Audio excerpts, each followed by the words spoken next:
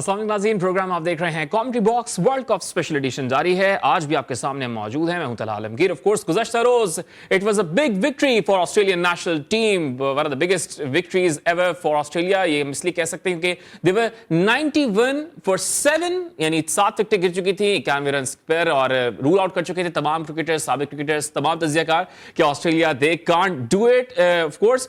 लेकिन Glenn Maxwell he is been outstanding for Australia since his comeback in the side, और कल chase करते हुए one of the best innings ever in ODI cricket. 201 runs not out for Glenn Maxwell, और साथ में Pat Cummins of course captain for Australia, और captain's knock उन्होंने खेला। 68 बॉल्स खेली, 12 रन से बनाए, लेकिन that was crucial for their victory as well. Glenn Maxwell he has been brilliant for Australia since his side in being back in form as well. अगर पाकिस्तान के साथ खेलने के बाद से फॉर्म में वापस आए हैं, so Glenn Maxwell is of course our against Afghanistan. Of course इसमें हम बात करेंगे। हमारे पैनल का हिस्सा हैं क्रिकेट एनालिस्ट, क्रिकेट एक्सपर्ट हैं और सोशल मीडिया सेलिब्रिटी हैं, सोशल मीडिया स्टार हैं, कमर रजा साहब ने ज्वाइन किया है। एफी भाई, बहुत शुक्रिया आपका प्रोग्राम में वक्त देने के लिए। कल ये क्या हुआ है? सब तो रूल आउट कर रहे थे कि अफगानिस्तान एक और बड़ा अपसेट करने जा रहा है। पहले जाहिर है पाकिस्तान को शिकस्त दी और अच्छी तरीके से शिकस्त दी, उसके बाद इंग्लैंड, उससे पहले जरा इंग्लैंड को शिकस्त देकर आ रहे थे, और अब ऑस्ट्रेलिया। लेकिन still Glenn Maxwell he was a star and brilliant all round performance from him. बहुत शुक्रिया आपका। और वर्ल्ड कप के स्टार्ट से अगर आप देखें तो बड़े रिकॉर्ड्स बनते हुए आए। न्यूजीलैंड ने मार दिया इंग्लैंड को, और 2019 का मुझे फाइनल याद है कि किस अंदाज से इंग्लैंड जीता। न्यूजीलैंड को मौका मिला, उसने मार दिया। फिर उसके बाद आप देखें नेदरलैंड ने, अफगानिस्तान ने पाकिस्तान को मार दिया। तो रिकॉर्ड्स तो अजीब अजीब बनते हुए आ रहे हैं इस 2023 के वर्ल्ड कप के अंदर। हाँ, कल के मुकाबले पे अगर आते हैं तो मैक्सवेल मैडनेस कहा जाए तो कम नहीं होगा। ये वो पागलपन है जिसका इजहार फखर जमा ने किया। ऐसा लग रहा था कि यार उसके लिए ये रन्स कम है मैक्सवेल के लिए, मगर जिस अंदाज से मैक्सवेल ने कल रन्स मारे, वो आंखें खोल देने के लिए काफी है कि कप्तान का कॉन्फिडेंस नजर आया उसके अंदर। उसको ये नहीं नजर आया उसके अंदर कि वो परेशान हो इस बात पे कि यार मेरी फॉर्म नहीं चल रही, कहीं मैं ड्रॉप हो जाऊंगा। यानी कि अनबिलीवेबल, दुनिया भर में जितने क्रिकेट के देखने वाले हैं वो इस नुक्ते पे यकीन कर ही नहीं सकते कि यार ये चेज हो सकता है। और कहां पर 7वीं विकेट गिरने के बाद इम्पॉसिबल चेज जो कल मैक्सवेल ने किया। और ये वही मैक्सवेल है जिसने इस वर्ल्ड कप के अंदर 40 बॉलों पे भी 100 मारा हुआ है। तो उस वक्त लोग कह रहे थे अब इतनी हल्की टीम पे मार दिया नेदरलैंड के ऊपर, ये तो कोई भी मार सकता है। ये वाले तो मैं ख्याल में यार कोई भी नहीं मार सकता। मुझे याद है 66 बॉलों पे एबी डिविलियर्स के 141 रन जो उसने वेस्टइंडीज के अगेंस्ट मारे थे। उसके बाद अगर कोई इनिंग देखने को मुझे याद रहेगी, मतलब वो यही इनिंग है ग्लेन मैक्सवेल की, जो तकरीबन मैं आपको बता रहा हूँ 99.9% लोग अफगानिस्तान की पता लिख चुके थे। और उसके बाद किसी को यकीन ना आया जब उन्होंने ये सुना या देखा कि यार मैक्सवेल ने मैच विन कर दिया। बिल्कुल, ये अनएक्सपेक्टेड था, क्योंकि बहुत से लोग ये कह रहे थे कि भाई ऑस्ट्रेलिया ये मैच हार गया। तो अक्सर मैंने जिनसे बात की कह रहे हैं हमने तो टीवी बंद कर दिया था, लेकिन जब बाद में पता लगा कि ऑस्ट्रेलिया दे वन, एंड उसके बाद विकेट ही नहीं कोई गिरी, तो बड़ी बात हो गई। अच्छा, एक और जो रेटिंग्स चेंज हुई हैं, रैंकिंग चेंज हुई है ओडीआई की, शुभमन गिल आ गए हैं ऊपर, और हम एक्सपेक्ट कर रहे थे जब से वो डेंगू बुखार से वापस आए थे तो उनकी फॉर्म जिस तरह की लगी हुई थी। बाबर आजम सेकंड पे हो गए, और फिर मजे की बात यह है कि बॉलिंग रैंकिंग में भी जो हम बड़ी बात कर रहे थे ना कि पाकिस्तान के दोनों बैटर्स, बॉलर और बैटर दोनों टॉप पे आए हैं, दोनों चले गए हैं वहां से। चला ये बड़ा सिंपल सा इसके अंदर। देखिए यार, किसी भी बैट्समैन के लिए बड़ा ऑनर होता है या बॉलर के लिए बड़ा ऑनर होता है कि यार वो जो आईसीसी की रैंकिंग है उसमें एक मरतबा तो जरूर हिस्सा ले। और बाबर आजम वो बड़े खुशनसीब आदमी है जिन्होंने 950 दिन, तकरीबन 951 दिन यहाँ पर राज किया। मगर बाबर आजम के राज करने का फायदा पाकिस्तान की क्रिकेट टीम में नजर नहीं आया कि वो किसी से भी हारने को तैयार है। कभी अफगानिस्तान हो, तो कभी जिम्बाब्वे हो, तो कभी कोई भी टीम हो। तो मैं ये कह रहा हूँ कि यार शुभमन गिल ने आज नहीं कल नहीं आना ही था। उसकी वजह ये है कि वो कंपेटिटिव क्रिकेट खेलते हुए आ रहे हैं, दुनिया के बेहतरीन बॉलर्स को फेस करते हैं, डर उनके अंदर नहीं है, बड़ा इंटेंट है उनके अंदर खेलने का। ये इवन सिराज के अंदर है। हाँ, ये जरूर है कि रैंकिंग जो है वो ये जरूर आपको बताती है दुनिया में कि यार आपने बहुत अच्छे खेल का मुजाहरा किया, मगर उस अच्छे खेल को लोग किसी भी ऐसे मैच में एसोसिएट करते हैं कि आप अपनी इस रैंकिंग का कहीं तो एडवांटेज लेते हुए नजर आए, तो जो बाबर आजम नहीं कर सके। हाँ, ये जरूर है कि यार शुभमन गिल ने बड़ी मेहनत करी है इसके अंदर। रैंकिंग मैटर जरूर करती है जब आप कोई मैच विन करते हैं अपनी टीम के लिए। और खास तौर पे इस वर्ल्ड कप में 4 50s हैं बाबर आजम की, लेकिन 3 जो है वो लूजिंग कॉज में आई हैं। तो ये भी मतलब जो आप बात कर भी रहे हैं कि इतनी इंपॉर्टेंस होती है कि आप विनिंग कॉज में, जिस तरह विराट कोहली अक्सर चेज में उनकी सेंचुरीज आई हैं और जो रन्स आए हैं उनके, ज़ाहिर पिछले 3 साल जो उनके गुजरे जिसमें उनकी सेंचुरी नहीं आ रही थी, बहुत तनकीद हो रही थी, फिर भी एवरेज मेंटेन उन्होंने की हुई थी 70 80 और विनिंग कॉज के लिए। अब मुझे तो हैरत है यार, एक तो शुभमन गिल को रैंकिंग मिली कैसे? इसने किया क्या है साले दिन इस वर्ल्ड कप में? कुछ भी नहीं किया हुआ। एक 92 मारा हुआ है, ओबीआई की टीम के ऊपर मारा हुआ है, थोड़ा बहुत 40 रन 50 रन 40, मतलब इससे ज्यादा तो दो उसकी 90 प्लस की इनिंग है जहां पर वो सेंचुरी मिस करके गया। मगर इस वर्ल्ड कप में अभी तक उसने जो रोहित शर्मा ने पावर हिटिंग करी है वो शुभमन गिल में नजर नहीं आया। कि कप्तान के नीचे आपने कल मैक्सवेल को देखा वो किस तरह खेल रहा था। अब वो शुभमन गिल भी है, देखा जाए तो 8 मैचेस में शुभमन गिल ने अभी तक वो वाला इम्पैक्ट नहीं दिया जो नंबर 1 बैट्समैन का होना चाहिए। जो शुभमन गिल के 200 रन न्यूजीलैंड के खिलाफ है लखनऊ के अंदर लास्ट ईयर जो उन्होंने किए थे, वो अभी तक करिश्मा नजर नहीं आया शुभमन गिल का। मगर आएगा। मगर आप ने क्योंकि बाबर आजम का सवाल किया है, तो बाबर आजम के साथ तो यही है ना यार। उसने कब आपको यकीन दिलाया कि वो इस रैंकिंग का फायदा पूरी फॉर्म तक पहुंचाएगा? उसने हमेशा जहां पे मौका लगा वहां पे उतने ही रन किए जितने उसकी रैंकिंग बचाने के लिए होते हैं। अनफॉर्चुनेट रहा बेचारा बड़ा कि यार आखिरी मैच के अंदर वो वाले रन भी नहीं मार सका जो उसकी रैंकिंग बच जाती। 30 रन और मारते तो बाबर आजम तो रैंकिंग बच जानी थी उसकी। वो तो बारिश हो गई, वरना तो वो तो इरादा करके किया था कि एक तरफ से फखर मारेगा, उसका काम मैच जिताना है, मेरा काम अपनी रैंकिंग बचाना है। रैंकिंग बचाने में वो नाकाम रहे। तो इसके नुकसान भी बहुत होते हैं। आप ये अंदाजा लगा लीजिए, बाबर आजम तकरीबन 2.5 साल से जायद इस नंबर के ऊपर रहे और इन 2.5 सालों में आपने कुछ भी नहीं लिया। आप 2021 का सेमीफाइनल में हार गए, 2022 में एशिया कप हार गए, 2022 में आप T20 वर्ल्ड कप हार गए, फिर आप बेसबॉल से व्हाइट वॉश हो गए, फिर न्यूजीलैंड से सीरीज हार गए। तो मैं ये कह रहा हूँ कि आपको इस रैंकिंग का एडवांटेज क्या आया?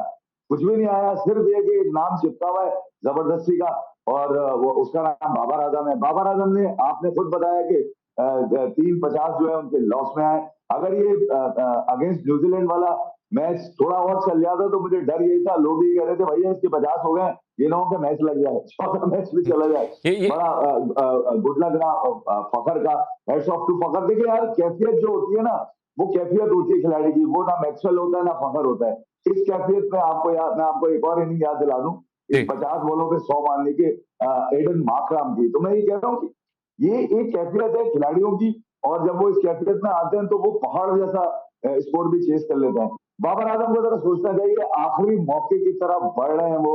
और रैंकिंग तो भाई भाड़ में, रैंकिंग तो फिर पकड़ लेंगे ये हल्की वाली टीम पकड़ के। मगर ये कि यहाँ पर आखिरी मौका है। जिस तरह से इंग्लैंड का मैच में ये वाला देख रहा हूँ, मुझे नहीं लग रहा कि इंग्लैंड 11 को हारता हुआ नजर आ रहा है। ओह, बड़ी बात कह रहे हैं आप। अच्छा, जिस तरह आपने ये बात बोली है ना कि अगर बारिश ना होती तो फिर लग रहा था कि 50 हो गई तो मैच चला जाएगा। ये जब बाद में बात कर रहे थे ना फखर जमान, आपने देखा होगा तनकीद बहुत हुई है फखर जमान और बाबर आजम। जब पीसीबी ने खुद एक वीडियो जारी की तो उस पर बाबर आजम ने कहा कि अगर मैच पूरा होता तो शायद जीत भी जाते, शायद चेज कर लेते। तो फखर जमान ने कहा कि शायद नहीं कर लेते। तो ये शायद कैप्टन आपका शायद बोल रहा है, आप ये देखें। डरा हुआ, सहमा हुआ कप्तान, डिफेंसिव कप्तान, एक अप्रोच होती है यार किसी भी कप्तान की। कप्तान शाहिदी भी है अफगानिस्तान का, और वो कैसे जो है ना, लोग खुशी मना रहे हैं मैक्सवेल ने मैच जिता दिया अफगानिस्तान के अगेंस्ट। अबे भाई, अब शायद मैं ये एक कह रहा मैच के ही हूँ कि कप्तान रह गए ये। नहीं नहीं, मैं ये कह रहा हूँ जी। चला कि यार मैं क्यों खुश होंगे यार, मैक्सवेल ने मैच जिता दिया जनाब अच्छे शॉट मार के। हम्म। मैं खुश तो, या तो मैं क्रिकेट को फॉलो करता हूँ तो मुझे खुशी होगी, ठीक है, मगर ऑस्ट्रेलिया की जीत पे क्यों खुश हूँ? मगर यहाँ मेरे कुछ दोस्त हैं, वो ऑस्ट्रेलिया की जीत पे भी खुश थे। अबे पाकिस्तान का रास्ता आसान हो गया। अबे मैंने बोला ये बताओ कि तुम क्यों अफगानिस्तान से हार गए, ये कौन मालूम करेगा भाई? हम्म। दूसरे की खुशी तो अपना लो, है अपनी बुराई से भी दूर हो जाओ। तो यहाँ पर अकाउंटेबिलिटी नहीं है। देखिए यार, बाबर आजम एक मैच के कप्तान हो या 2 मैच के रहे, मैं बाबर आजम की कप्तानी जाने के फेवर में नहीं हूं कि उनसे कप्तानी भी ले लीजिए। आईसीसी ने रैंकिंग तो ले ही ली, वर्ल्ड कप में कप्तानी भी, कप्तान रहना चाहिए पाकिस्तान के बाद, कोई दूसरा खिलाड़ी है नहीं। सारी जिम्मेदारियां इन पे डालें, वो लड़के पकड़ के जो इन्होंने लंदन में रखे हुए कंपनी के थ्रू, उनको खिलाए जाए, उन्हीं को पाले जाए, उन्हीं से कुछ ना कुछ परफॉर्मेंस लिए जाए। फखर ने, मैं आज फिर बता रहा हूं आपको, फखर ने पाकिस्तान के लिए नहीं खेला, उसने उन लोगों के लिए खेला है जो उसकी फॉर्म पर उंगलियां उठा रहे थे, जो उसकी अपनी आस्तीनों में थे, वो लोग फखर की, उनको उन पे रन मारे फखर ने। फखर ने पाकिस्तान के लिए तो पूरा फिनिश करता अगर मारता, तो पाकिस्तान के लिए अगर उसको होता ना फखर, तो 8 मैचेस में नाकाम नहीं होता। देखिए यार, ड्रेसिंग रूम जो है ना, वो बड़े बड़े खिलाड़ियों को खराब कर देता है, और फखर की खराब फॉर्म का बहाना जो लोग बनाकर उसको ऑस्ट्रेलिया और साउथ अफ्रीका के मैच में आपने बिठाया, और उसके बाद आप भीख मांगते हुए नजर आ रहे हैं वर्ल्ड कप के अंदर किसी तरह सेमीफाइनल में पहुंच जाए, क्योंकि आपकी परफॉर्मेंस ही इस काबिल नहीं है। इतनी 2-2.5 साल से world class world class world class सब पका देने वाली परफॉर्मेंसेस ने क्या दिया आपको वर्ल्ड कप के अंदर? कुछ भी नहीं दिया। जो दिया वो फखर नहीं दिया, आपकी लाज भी रखी, आपका इमेज भी उससे बढ़ाया, और ये बताया कि पाकिस्तान में भाई हर तरह के बल्लेबाज हैं, और इस तरह के तो बहुत सारे हैं, मगर उनमें से एक ही गया फखर आपके पास। और फखर ने, मैं फिर बता रहा हूं, फखर ने कल अपनी फॉर्म पे उठने वाले उंगलियों को जवाब दिया है कि मेरी फॉर्म ऐसी है, देख लो आगे। इसीलिए तो वो कह रहा था बाबर को, वो भाई हो जाता, मतलब उसको इस बात की फिक्र ही नहीं थी कि 500 रन करने, 400 रन करने। उसको ये पता था कि मैं अपना टारगेट अचीव करने। इस तरह के खिलाड़ी बहुत कम है टीम के अंदर।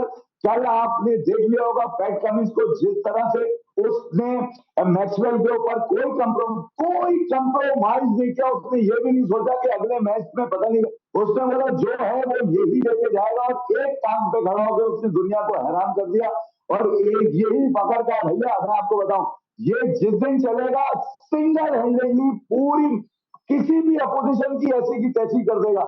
ऐसे खिलाड़ियों को कॉन्फिडेंस देना चाहिए, इनको पालना पोसना अच्छी तरह प्यार जी। से रखना चाहिए। इनके खिलाफ मीडिया ने अपने ही घर से निकाली थी मुहिम कि इसकी फॉर्म नहीं है, फॉर्म नहीं है, फॉर्म नहीं है। अबे दुनिया के बदतरीन बॉलर के अगेंस्ट अगर उसकी फॉर्म नहीं थी और तुम्हारी थी, तो तुमने क्या किया वर्ल्ड कप के अंदर जी। यार? आप इफी भाई, आप देख रहे हैं पाकिस्तान को टॉप 4 में, अगर टॉप 4 में होते भी हैं तो चौथे पे फिनिश कर रहे हो, यानी इंडिया से सेमीफाइनल हो रहा है, तो इंडिया को कौन रोक सकता है फिर? देखिए यार, इंडिया, साउथ अफ्रीका, ऑस्ट्रेलिया, इन्होंने दिखाया, मैंने देख लिया सेमीफाइनल, ये भी दिखा देंगे, देख लूंगा। ये दिखाएंगे तो अब क्या दिखाएंगे एक मैच के ऊपर? आप हाथ पांव जोड़ रहे हैं, आप रिक्वेस्ट कर रहे हैं, लोगों से दुआओं की अपील कर रहे हैं, जो दी क्रिकेट। अरे ये कौन सी क्रिकेट है भाई? प्रूव करो यहाँ पे, प्रूव करो ना यार। तुम्हें मिल गए 8 मैचेस यहाँ पे, एक मैच और है, मारो पकड़ के इंग्लैंड को, कर लो एवरेज अच्छा एनएनआर। किसने मना किया यार? तुम ही खा रहे हो, तुम ही पी रहे हो, तुम ही मस्ता रहे हो, तुम्हारे सारे मंजन तुम्हारे ही चल रहे हैं, तो फिर मुझसे क्या तवक्को रखते हो कि मैं तुम्हारे लिए कहूं कि यार ये ऐसे पहुंच जाएंगे? नहीं, कैसे नहीं पहुंचो भाई। मैंने रोका तुम्हें, क्यों आ गया अफगानिस्तान से भाई तुम? है साउथ अफ्रीका से तुमने रन बनाए क्यों कम? अपने बॉलर्स को रन ही कम दिए तुमने। 320 330 की विकेट है, तुम 270 275 पे आउट होके आ रहे हो, वो बॉलर्स पे डाल रहे हो सारी खानी। कि तुम बताओ घंटा वो कैसे बताएंगे यार? जहां बैटिंग करनी होती है वहां पे खुश हो जाते हैं, और जहां पर बॉलिंग ने काम जरा सी पिट जाए तो अबे कौन सा बॉलर है जो नहीं पिट रहा? कौन सी टीम का बॉलर है जो नहीं पिट रहा? 95 रन उस दिन वो ट्रेंट बोल्ट लेके गया, 90 प्लस रन। अबे भाई क्या हो गया यार? ऐसा क्या माजरा हो गया कि तुमने अपने बॉलर की गर्दन दबा के रखी हुई है? कोई टीम का आपको कप्तान नजर आ रहा है अपने खिलाड़ियों के ऊपर बोलता हुआ? कोच का राइट है कि वो बोल सकता है। अरे कप्तान तो डिफेंड कर। अपने खिलाड़ियों को अगर तुम डिफेंड नहीं कर सकते उनकी परफॉर्मेंस के ऊपर, तो लानत है यार मेरी तरफ से। ये तो बहुत आसान है। तला ही तो आपको भी कप्तान बना दिया जाए पाकिस्तान क्रिकेट टीम का, तो आप भी दूसरे की कमजोरी बताने में तो बहुत आसान है भाई। जी। ये बताओ कि तुम्हारा गेम प्लान क्या था, फेलियर कहाँ पे आ रहे हैं? ये ना प्रेस कॉन्फ्रेंस में आता है, ना आपके पोस्ट मैच कॉन्फ्रेंस में आप कुछ बताने से काफिर है। आपको फखर मिल गया, फखर को गोद उठा लिया, हर आदमी फखर फखर ठीक फखर। है। अबे फखर तो हमेशा से करना है। ठीक है। ठीक है, आपकी बातों से लग रहा है कि सिर्फ दुआएं पहुंचा सकती हैं पाकिस्तान को टॉप 4 में। बहुत शुक्रिया कमर रजा साहब, एपी ऑफ कोर्स थैंक हमारे यू साथ भाई। मौजूद हैं। एपी भाई बहुत शुक्रिया आपका। प्रोग्राम में एक ब्रेक की तरफ जाएंगे, ब्रेक से वापस आएंगे के मामला भी नजर डालेंगे जो गुज़श्ता रोज डेवलपमेंट्स हुई हैं। और अब निगरान वज़ीर आज़म अब्दुल काकर साहब से जब सहाफ़ी ने सवाल किया तो उस पर उन्होंने जवाब दिया कि why he give extension to the मौजूदा जो दौर है इस वक्त ज़का अशरफ साहब का कंपनी का, क्यों एक्सटेंशन दी गई है, उनका तमाम मलबा हमारे पर नहीं आना चाहिए। इससे बात करेंगे राइट बैक में शॉर्ट कमर्शियल ब्रेक।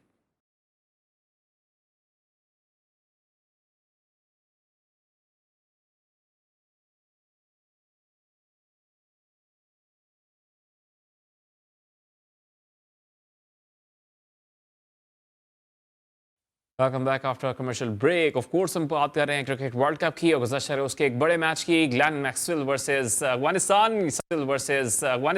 सब लोग ये कह रहे हैं कि Glenn Maxwell was brilliant for Australia.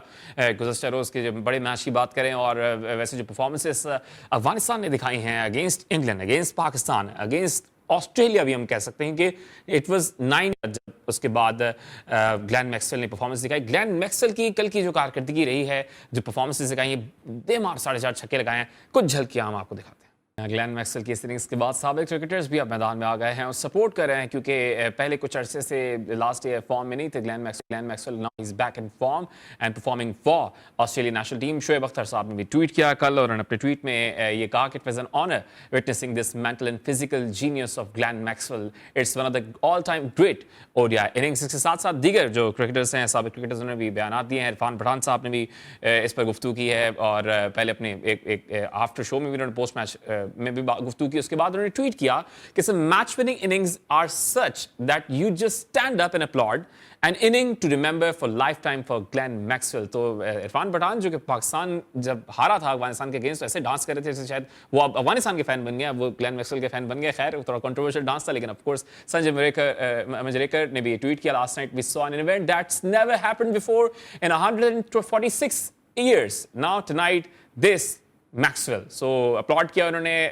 जो कि ऑफ कोर्स अपलॉड का हाई फाइव का निशान है, उन्होंने इमोजी यूज़ किया। बद्रीनाथ ने भी इस पर ट्वीट किया, this was a big show, take a bow of course Glenn Maxwell. इसकी परफॉर्मेंसेस पे ऑफ कोर्स साबिक क्रिकेटर्स, साबिक स्टार्स गुफ्तगू कर रहे हैं, तज़कियाकार भी बात कर रहे हैं कि ये और ख़ुद ग्लेन मैक्सवेल ने भी मैच के बाद, और एक मज़े की बात जो आखिरी उनकी लाइन थी वो time to get back to dad duties. Now मतलब फैमिली के साथ उन्होंने टाइम स्पेंड किया इनिंग्स के बाद। Pretty overwhelmed with all the love, thank you so much to everyone that has sent messages. Pat Cummins की उन्होंने तारीफ की, जो उन्होंने अमेजिंग नॉक खेला फॉर 68 ऑड रन्स बॉल्स खेली उन्होंने and was amazing out there. Sorry I knocked back a couple, उन्होंने कहा कि शॉट्स वगैरह उन्होंने लगा दिए हैं तो उनको नहीं मारने दिया था पैट कमिंस को ऑफ कोर्स, लेकिन time to get back dad duties of course हम इस पे बात कर रहे हैं। और शायद ब्रेक का कहा जा रहा है या प्लीज मुझे दोबारा बताइएगा। ठीक है जी, एक ब्रेक की तरफ जाएंगे, ब्रेक से वापस आएंगे तो ग्लेन मैक्सवेल की इनिंग्स बात कर ही रहे हैं, लेकिन जो क्रिकेट बोर्ड के मामलात हैं और साथ साथ जो निगरान वज़ीर आज़म ने गुफ्तगू की है पाकिस्तान क्रिकेट बोर्ड के मामलात, तो बात करेंगे right back after short commercial break.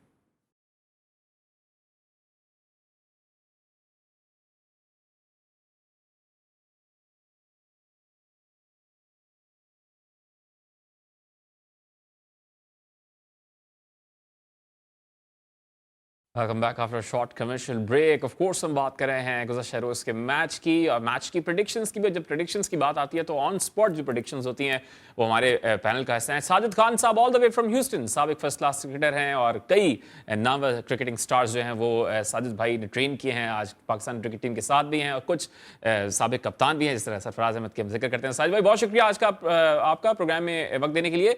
क्या कहेंगे भाई ग्लेन मैक्सवेल कल तो ऐसा उन्होंने परफॉर्मेंस दिखाएं कि ऐसा लग रहा था कि मैक्सवेल वर्सेस अफगानिस्तान था, ऑस्ट्रेलिया वर्सेस अफगानिस्तान नहीं था। साजिद भाई मैं तला यकीन तौर पहले तो आपको मुबारकबाद पेश करता हूँ, निहायत ही उम्दा प्रोग्राम लेके चल रहे हैं। मैक्स ने ऐसी इनिंग के लिए क्रिकेट की हिस्ट्री में ऐसी इनिंग देखी नहीं है, outstanding inning, man of the cricket, one man army. यकीनी तौर पर अगर ऑस्ट्रेलिया की बात की जाए, बॉल और बैट के दरमियान हाई बैक लेग और जितनी मुश्किलात के दौर से वो गुजरे, जितना क्रैम्प पड़ा हुआ, जितनी आला उनकी बॉल के दरमियान, जितना जज्बा क्रिकेट के दरमियान का नजर था, इनपुट ग्राउंड में थी, सिर्फ एक ही जज्बा था, अपने मुल्क के लिए खेलना है, मुल्क को इस मुश्किलात से निकाल के जाना है। और ये जंग थी अफगानिस्तान वर्सेस ऑस्ट्रेलिया, जंग यकीनी तौर पर जीती जाती है, ग्राउंड में लेटी जाती है। मैक्स ने आउटस्टैंडिंग क्रिकेट खेली है, बॉल और बैट के दरमियान क्या लिफ्ट किए, क्या चौके, क्या छक्के। तो ये चीज नौजवान नस्ल को सीखना चाहिए। आज की 2023 के रोल मॉडल मैक्स ने जिस तरह दुनिया क्रिकेट में तमाम लोगों ने इस क्रिकेट को एंजॉय किया है, और ओडीआई क्रिकेट 2023 वर्ल्ड कप की अगर बात की जाए, इस डबल सेंचुरी ने एक नया जन्म ले लिया और बता दिया है जिस तरह दुश्मन लोग तैयारी कर रहा था रन रेट के लिए और जिस तरह जश्न बनाया जा रहा था ड्रेसिंग रूम में, अजय जडेजा की खुदा डांस कर रहे हैं। यहाँ क्रिकेट ग्राउंड में खेली जाती है, दावतें की जाती है। इरफान पठान को देख लो, अजय जडेजा को देख लो, तेंदुलकर को देख लो, ग्राउंड में जाके किसको मोटिवेट कर रहे हैं? अफगानिस्तान को मोटिवेट मोटिवेट कर रहे हैं, भाई जो दिखता है वो दिखता है, जो दिखता है दिखता है, मगर क्रिकेट में जिस तरह ऑस्ट्रेलिया ने क्रिकेट खेली है ना, उसकी मिसाल आज 75 से 2023 में मिलती नहीं है। क्यों नहीं मिलती? नामुमकिन को मुमकिन बताया, 5 दफा की वर्ल्ड चैंपियन, 2 मैच हारे, उसके बाद जिस तरह इनिंग खेली है, मैं इनके कप्तान को क्रेडिट दूंगा। और ये जीत के जज्बा होता है, ये नहीं होता दोस्ती यारियां लागी विसागी गुरु बंदियां कहाँ होती है। एंजॉय करके क्रिकेट को खेला है भाई, क्रिकेट को क्रिकेट की तरह खेला है। क्रिकेट एक जेंटलमैन खेल है और तमाम चीजों में, तमाम मुल्क में जान जाए क्रिकेट देखी जाती है। इस मैच को बहुत एंजॉय करा है और ये चीज को बताना जरूरी है। जो आदमी ये सोच ले करना है, इतनी इंजरी किसी को भी हो तो बैकफ्लिप देखे कितना आला था बॉल और बैट के दरमियान, उन्हें अपनी कलाइयों से छक्के चौके मारे। सारे तजिएकार ये कह रहे स्लो कर दो, स्लो कर दो। भाई जब दिन होता है, नियत होती है, स्लो कर दो, लेट के बॉल कर दो, मगर उसे इनिंग खेलनी थी, उसने स्टार बनना था और रोल मॉडल बनना था। ऑलरेडी एक स्टार थे और मजीद एक बड़े स्टार बन गए हैं। कल मतलब ऑल राउंड परफॉर्मेंस से 1 विकेट लेके 55 रन दिए। ऑफ कोर्स कल रन्स पड़ रहे थे, लेकिन जो उन्होंने मारे हैं छक्के चौके वो तो बेहतरीन थे। अच्छा साजिद भाई, प्रेडिक्शंस की जहां बात करते हैं तो आपकी एक और प्रेडिक्शन जो ना बड़ी बड़ी क्लोज आई थी। आपने कहा था मैच से एक दिन पहले, न्यूजीलैंड वाले मैच से एक दिन पहले, कि फखर जमान 200 करने जा रहा है। तो ऐसा लग रहा था कि बारिश ना होती तो वो 200 से ऊपर ही करने थे उन्होंने और चेज करके जाना था ये मैच। तो वेल डन टू यू। और एक और प्रेडिक्शन आपने की थी कि बाबर आजम ओडीआई रैंकिंग की टॉप पोजीशन पे इतना ज्यादा विराजमान नहीं रह पाएंगे, आपने कहा था। और आज ही आई है न्यूज के भाई शुभमन गिल आ गए हैं टॉप पे 830 रैंकिंग पॉइंट्स के साथ। तो ये तो गई कप्तान की, शायद कप्तानी भी जाते हुए दिख रही है आपको या खाली ये रैंकिंग जाते हुए दिख रही है? देखिए कप्तानी भी जाएगी, 7 लाख रुपए की शेरवानी खेलेंगे, 7 लाख रुपए की शेरवानी सिलाई है बाबर ने। और बाबर इस वो तो मना कर रहे हैं, वो डिनाई कर रहे हैं, वो कह रहे हैं मैंने कोई शॉपिंग नहीं की साहिब भाई। नहीं की तो खबर तो मार्केट में आने के बाद फिर हाथ में डिनाई करता है। जो कारकर्दगी अगर होती, जीती भी होती तो बात कहते। ये तो अब आदमी कहते हैं ना, समंदर में रहने भी चाहते हैं, भीगना भी नहीं चाहते, वो बात होगी। बाबर की कारकर्दगी मुंह से बोल रही है, सवाल निशान। जहां तक आपने बात की कप्तानी की, वर्ल्ड के बाद कप्तान वो नहीं रहेंगे। अगर कप्तान रहेंगे तो जो मोहम्मद यूसुफ साहब उनको सपोर्ट कर रहे हैं, भाई जब 2 साल से आप टीम के साथ मौजूद थे तो उस वक्त क्यों नहीं सपोर्ट किया? आप चैनल पे बैठ के चैनल की लड़ाई पे आप सपोर्ट कर रहे हैं, किस बात की? आप ठीक है बैटिंग कंसल्टेंट है और लगे, मगर ये चीज बहुत ज्यादती है, ये गलत बात है। सपोर्ट करो, सबको करो। आपने सरफराज को भी सपोर्ट करनी थी जो उसने 4 साल बाद कम बैक किया। और बाबर ये कह रहे हैं मैं कोई, मुझे अफसोस नहीं है। कोई नहीं अफसोस भाई, पाकिस्तान का साबिक कप्तान है, वर्ल्ड क्लास प्लेयर है, उसने आपको मोटिवेट किया। आप ये बात आप मीडिया के सामने कह रहे हैं मुझे कोई अफसोस नहीं है। भाई अफसोस क्या करने वाली बात है? आप बोले मुझे फकर है क्योंकि आप लॉबी का हिस्सा है, 20% के पार्टनर है उसके साथ, जिसने टीम को हर जगह अपनी मर्दों को, लड़कों को खिलाया, मर्जी से लेके चला। उसका नाम है रिजवान। बात जो होती है लाकिन जिससे कौन आप सफर हासिल कर रहा है? हमारी मुल्क की टीम सफर हासिल कर रहा है, हमारे मुल्क सफर हासिल कर रहा है। प्लेयर टैलेंटेड है, शान मसूद टैलेंटेड, आपने ज्यादती की। आप साइम अय्यूब को सारा आपने ज्यादती की। तो ये तमाम चीजें। दूसरी चीज आप ये देखें, अब जनरल मैनेजर, मीडिया कोऑर्डिनेटर आप आगे बयान दे रही हैं। बात सिंपल सी है, मौजूदा चीफ सिलेक्टर साहब जो साबिक चीफ सिलेक्टर हैं, वो अपनी मर्जी के चैनल पे बैठ के बात कर रहे हैं, अपने आप को डिफेंड कर रहे हैं। तो मेरे जराए बता दें, जब एनओसी की बात आई, प्राइवेट लीग की बात आई, तो ये कहाँ इन्होंने एनओसीयां दे दी साइम अय्यूब को, आजम खान को? उनको क्यों नहीं कहा आप फर्स्ट क्लास क्रिकेट खेले, फर्स्ट क्लास क्रिकेट में? और दूसरी चीज आप ये तलब देखें, मोहम्मद वसीम जो है एक निजी चैनल में बैठ के बात कर रहे हैं, बी कैटेगरी को सेंटर कॉन्ट्रैक्ट दिया, नेशनल टूर्नामेंट हो रहा है, उसको नजरअंदाज करते हैं। चेक एंड बैलेंस तो क्रिकेट बोर्ड में नहीं है। और जहां से जका शरफ की बात की, सुपर ओवर में जाके उनको 3 महीने की परमिशन मिली है। तो बात ये, क्रिकेट बोर्ड में जब 2 लॉबियां हो और क्रिकेट बोर्ड में ये तक तो मेरे जराए बताते हैं मिठाइयां तक बट गई थी, नहीं मिल रही, क्या हो रहा है? इससे आप मुझे बताइए। एक चीज और अच्छी हुई है, ये तो बहुत ही आउटस्टैंडिंग है, ग्रेट तौसीफ अहमद साहब को चीफ सिलेक्टर जो बनाया है, ये पाकिस्तान की क्रिकेट के लिए, पाकिस्तान के लिए बड़ी खुशाइन बात है। 99 विकेट नहीं है, पाकिस्तान का बहुत बड़ा नाम है। और पाकिस्तान क्रिकेट 2019 में सिलेक्टर रहे, 2015 में सिंध के कोच थे। और ऐसे लोग आए तो क्रिकेट के लिए काम साजिद भाई जीटीवी को भी तो क्रेडिट जाता है ना, वो तो हमारे पैनल का रेगुलर हिस्सा रहे हैं पिछले 2-3 साल से। और तौसीफ भाई, और उन्होंने इसी चैनल पे बैठ के बड़ी आवाज उठाई है पाकिस्तान की क्रिकेट के लिए। और आज ऑफ कोर्स 3 महीने के लिए सही, लेकिन चीफ सेलेक्टर का ओहदा उनको मिला है। और अब जरा इंपॉर्टेंट सीरीज भी वर्ल्ड कप के बाद खेले जा रहे हैं ऑस्ट्रेलिया के अगेंस्ट, तो उसमें भी टीम उन्होंने ही सेलेक्ट करनी है, तो क्रेडिट तो जाता है जीटीवी को भी। बिल्कुल जीटीवी को क्रेडिट जाता है, तौसीफ अहमद को क्रेडिट जाता है, जीटीवी को यकीन तौर पर देना चाहिए। और तौसीफ अहमद ग्रासरूट लेवल से आए, 82 में वो टेस्ट मैच खेले, उनके बेटे वलीद के साथ ज्यादती हुई, तो मैं ये नहीं तौसीफ अहमद साहब से उम्मीद रखता हूँ इंशाअल्लाह ताला मेरिट का सिलेक्ट करेंगे, सिंध के लड़कों को लेंगे, कहीं भी लड़का हो, पाकिस्तान का लड़का हो, उसको सिलेक्ट करेंगे। बड़ी दिन से 4 महीने से वो वहाँ पर काम कर रहे हैं, बहुत ही नफीस इंसान है, काम करता है, ग्राउंड में जाता है, मैच को सुपरवाइज करते हैं, तो ये चीज अच्छी है और ये इनको कंटिन्यू 3 महीने की बात नहीं हो रही है, 3 महीने में तो बहुत सी चीजें चेंज हो जाएगी, मगर तौसीफ अहमद साहब को कंटिन्यू करना चाहिए। वजाहतुल्लाह वासी एक अच्छा इंसान है अंडर 19 में, और जो खुद वही इनिंग सेंचुरी बना चुका है, वर्ल्ड कप खेल चुका है, तो ऐसे लोगों को आना चाहिए, अच्छे लोग हैं, बहुत खुशहाल बात है क्रिकेट। ठीक है, तौसीफ भाई को कह रहे हैं आपके कंटिन्यू करना चाहिए, सिर्फ 3 महीने के लिए होना चाहिए। हम बात उसकी कर रहे थे ना, शेरवानी जो खरीदी है साजिद भाई, तो बाबर आजम ने खरीदी है, मैं भी खरीद चुका हूँ शेरवानी, उससे हम ऑफ कोर्स आपको इनविटेशन देंगे। लेकिन आप चीफ सेलेक्टर की बात करें, साबिक चीफ सेलेक्टर का अभी ओहदा जो था उस पर इस्तीफा मंजूर नहीं हुआ, अली रशीद साहबा ने कल गुफ्तगू की है, और फैक्ट फाइंडिंग कमेटी से मुस्ताफी भी हो गई है, वो अलहदा हो गई हैं, तो ये तो पिछले ही चीफ सेलेक्टर का अभी तक कबूल नहीं हुआ जो इस्तीफा था, क्या मामला है ये?